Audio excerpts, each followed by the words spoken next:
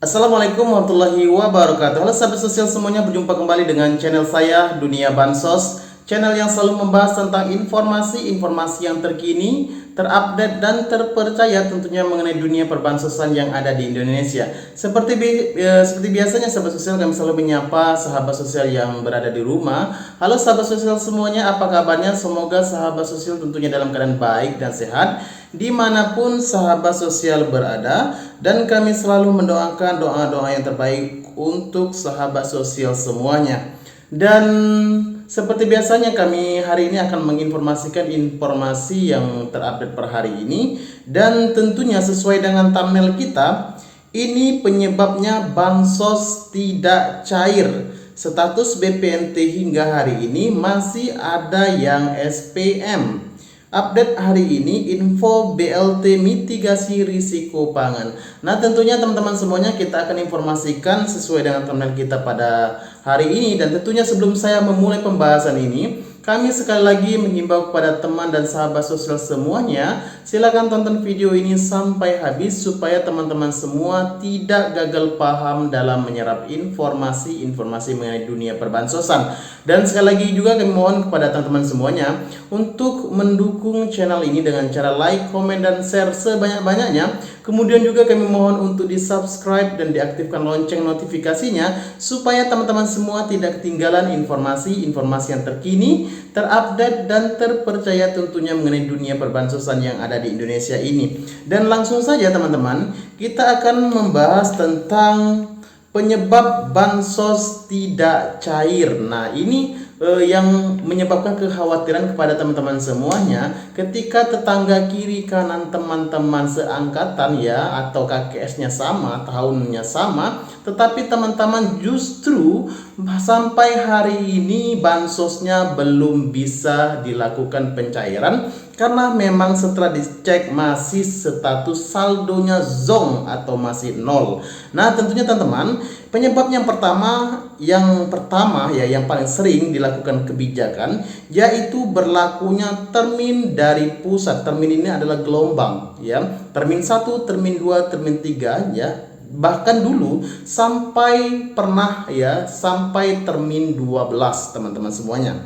Nah, jadi setelah saya melakukan pengecekan di status 6NG, apa mungkin di tahap 2 ini berlakunya sistem termin ya? Karena kami melihat bahwa memang status di BPNT masih ada yang SPM. Jadi kemarin ada warga penerima manfaat laporan kepada kami bahwa saldonya masih kosong. Setelah saya melakukan pengecekan via aplikasi 6NG, ternyata statusnya di 6NG memang masih SPM, surat perintah membayar, jadi belum SI. Memang sebagian besar sudah SI, walaupun banknya sama, tahunnya sama, tetapi masih ada perbedaan pada pencairan kali ini teman-teman. Jadi ini biasanya diberlakukan oleh pusat sistem termin 1, 2, dan 3 dan seterusnya ya.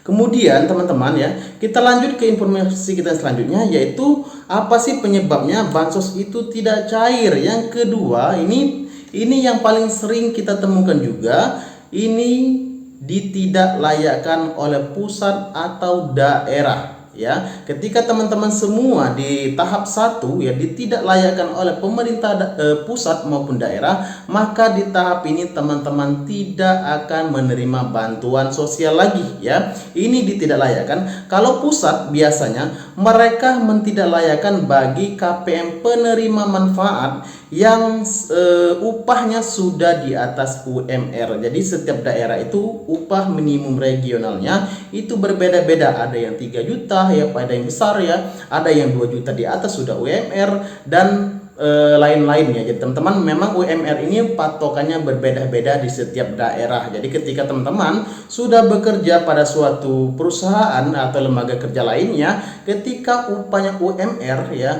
dan terdeteksi oleh pemerintah, maka status teman-teman ya tidak dilayakkan oleh pemerintah. Jadi walaupun satu kakak itu yang bekerjanya satu dan satu yang bekerja ini juga terdeteksi bekerja dan upahnya UMR, maka seluruh yang ada di kakak tersebut ditidaklayakkan oleh pemerintah pusat. Ini kalau dia UMR. Kemudian yang selanjutnya yaitu mempunyai usaha ya. Ketika teman-teman ya yang mempunyai usaha dan terdaftar di lembaga-lembaga pemerintahan, maka ketika terdeteksi ini juga akan ditutup oleh pemerintah ya. Kemudian yang selanjutnya apalagi? Yang selanjutnya data tidak padan capil ya. Ini juga masih sering terjadi ketika data teman-teman tidak padan dengan capil. Ini juga biasanya bantuannya juga akan di-stop oleh pemerintah sampai benar-benar datanya itu valid, baik dari pemerintahan pusat maupun dari pemerintahan daerah. Dan yang selanjutnya tidak mempunyai komponen. Nah, ini yang biasanya yang komponen-komponen ini biasanya ini terjadi pada program Keluarga Harapan. Ketika teman-teman tidak mempunyai lagi komponen-komponen PKH, maka jelas ini secara otomatis pusat akan menutup bantuannya ya, khususnya hanya di PKH-nya saja ya teman-teman. Nah, kemudian bagaimana dengan daerah? Apakah daerah bisa mentidaklayakkan? Ya, jelas bisa ya.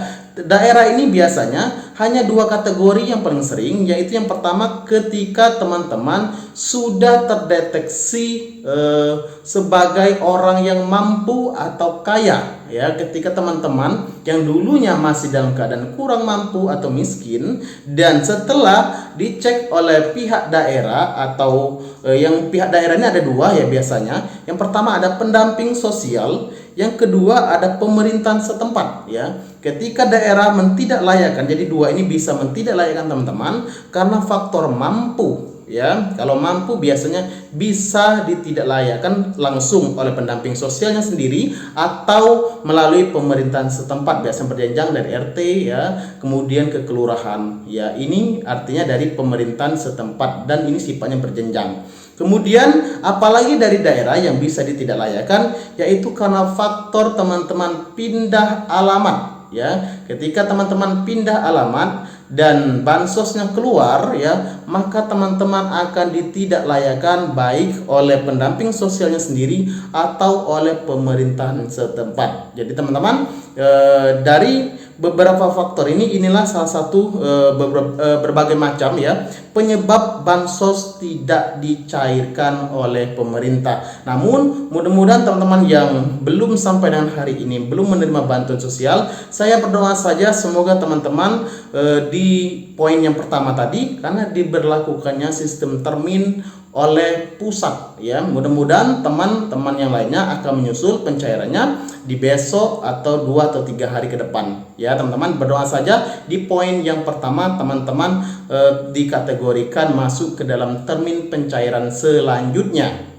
Nah, sedangkan untuk update tentang BLT mitigasi risiko pangan ya, jadi memang bantuan MRP ini akan dilanjutkan dan rencananya ini akan dicairkan di bulan Maret. Sampai dengan hari ini kami informasikan kepada teman-teman semua, statusnya di 6NG itu belum muncul sama sekali ya, masih status BLT tahun 2023 kemarin itu yang muncul di akun 6NG kami. Jadi teman-teman semua, untuk BLT mitigasi risiko pangan sampai dengan hari ini belum ada update terbaru. Oke teman-teman semuanya, mungkin itu saja informasi yang dapat kami sampaikan di kesempatan kali ini ya. Buat yang belum cair, sekali lagi jangan khawatir, jangan panik, tunggu saja termin yang selanjutnya. Sekian dari kami ya. Kami juga memohon pada teman semuanya untuk like, komen, dan share sebanyak-banyaknya informasi ini. Kemudian juga kami mohon untuk di subscribe dan diaktifkan lonceng notifikasinya supaya teman-teman semua tidak ketinggalan informasi-informasi yang terkini, terupdate, dan terpercaya tentunya mengenai dunia perbansosan yang ada di Indonesia ini. Sekian, terima kasih. Wassalamualaikum warahmatullahi wabarakatuh.